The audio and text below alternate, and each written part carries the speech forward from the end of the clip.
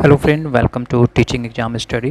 दोस्तों, सीटेट के एग्ज़ाम सितंबर 2026 में होने वाली है, जिसके संबंध में पावलोव की जो अनुकूलित अनुक्रिया का सिद्धांत है, इससे मल्टीपल टाइम प्रश्न पूछी जाती है और इस वीडियो के माध्यम से आप 1 से 2 प्रश्न जरूर सीटेट की परीक्षा में सही हल कर पाएंगे।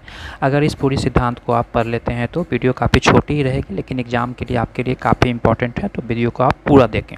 तो आइए शुरुआत करते हैं। सबसे पहले कुछ संक्षेप में जानकारी प्राप्त कर लेते हैं, उसके बाद इनके सिद्धांत की हम व्याख्या करेंगे जो इनके द्वारा प्रयोग किया गया था। तो अधिगम के इस सिद्धांत के प्रतिपादक नोबेल पुरस्कार विजेता रूसी जो शरीर शास्त्री आईपी पावलोव थे। पावलोव ने सन 1900 में शारीरिक सहज अनुक्रिया के उद्दीपन से संबंध में करके अध्ययन पाया है कि 1904 ईस्वी में पावलोव ने अपने प्रयोगों के आधार पर अनुकूलित अनुक्रिया की अवधारणा को विकसित की। इस अनुकूलित अनुक्रिया की अवधारणा में अधिगम की अनुकूलित अनुक्रिया सिद्धांत जो होती है उसका प्रतिपादन किया था।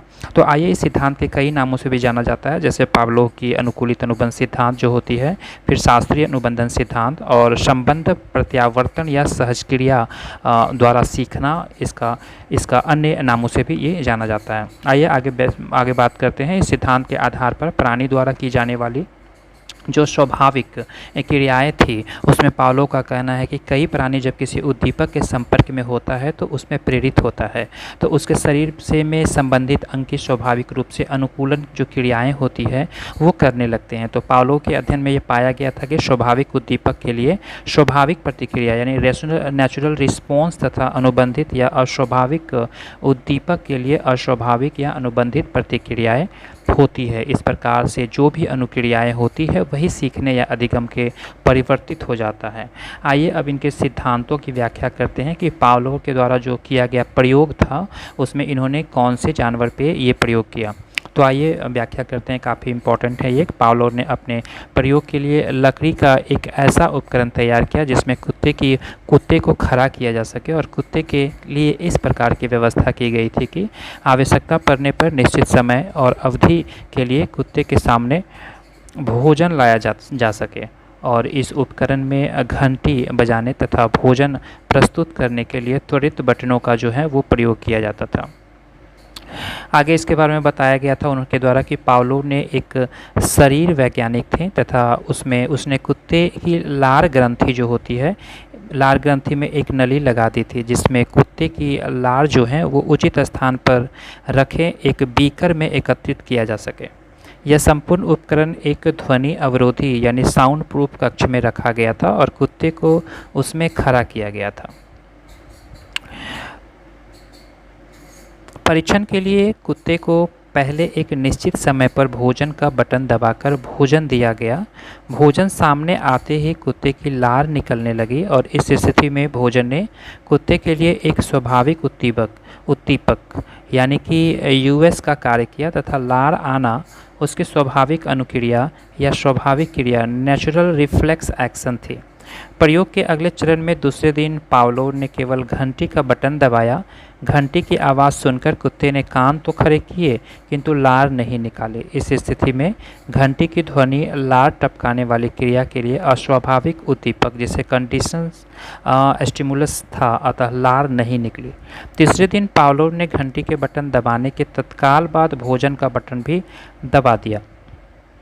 इस प्रकार घंटी की ध्वनि तथा भोजन की प्रस्तुति दोनों क्रियाएं कुत्ते के सामने साथ साथ हुई और इसका परिणाम यह हुआ कि कुत्ते ने कान भी खड़ा किए और लार भी टपकाई। पावलोव ने घंटी तथा भोजन की दोनों के बटन एक साथ दबाने की क्रिया कई दिनों तक दोहराया और देखा कि कुछ दिनों बाद भोजन लाए बिना भी घंटी बजते ही कुत्ते की लार निकलने लगती थी। पावलोव के अनुसार इस अंतिम स्थिति में कुत्ता घंटी की आवाज़ से भोजन प्राप्त करने के लिए अनुबंधित हो गया था और इस प्रकार कुत्ता सीख गया था कि जैसे ही घंटी की आवाज़ होगी भोजन उसके सामने आ जाएगा। सीखने की इस प्रक्रिया ने भोजन उद्दीपक के रूप में लार टपकाना स्वाभाविक क्रिया जो होगी यानी कि रिफ्लेक्स एक्शन को बताती है। पावलो के प्रयोग का विश्लेषण हम करते हैं, जो कि काफ़ी इम्पोर्टेंट है कि पावलो ने अपने प्रयोग में यह सिद्ध करने का प्रयास किया कि प्राणी के सामने किसी प्राकृतिक या स्वाभाविक उत्तेजक के आने पर प्राणी स्वाभाविक क्रियाएं करता है। जैसे इस प्रयोग में भोजन आने पर कुत्ते का लार निकालना, इस प्रकार उसने सामने अस्वाभाविक उत्तेजक आने पर यह स्वाभाविक क्रियाएं करता है। जैसा इस प्रयोग में घंटी बजने पर कान खड़े करना।